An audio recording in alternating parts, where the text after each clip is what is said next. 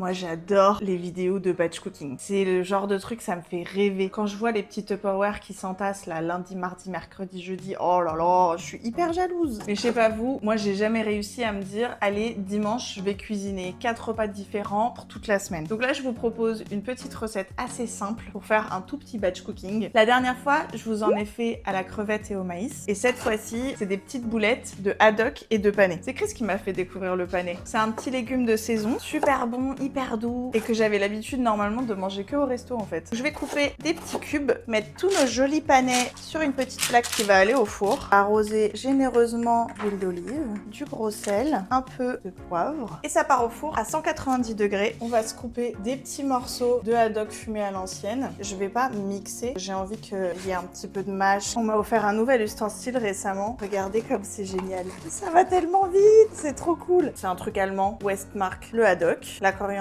et la ciboulette, 2 petites gousses d'ail, 2 œufs, une bonne petite dose de poivre, un petit peu de zeste de citron. Les panais, ils sont prêts. On va tout débarrasser dans un saladier pour pouvoir mixer et faire une petite purée. On va commencer à mixer. On va rajouter un tout petit peu d'eau.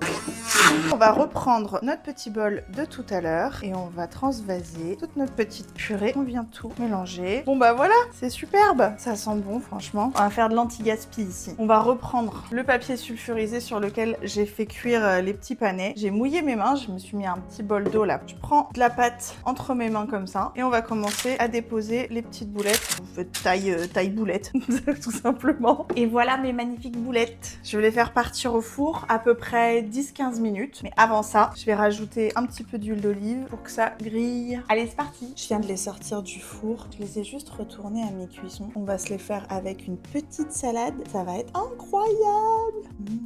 Allez, on va se mettre un petit peu de ta super vinaigrette. Tu l'as refait grâce à la recette des tagliatelles de carottes pour vos SPM, mesdames. Un petit peu de citron. Moi je goûte que comme ça. Comme ça tu manges les carottes et pas du tout le truc.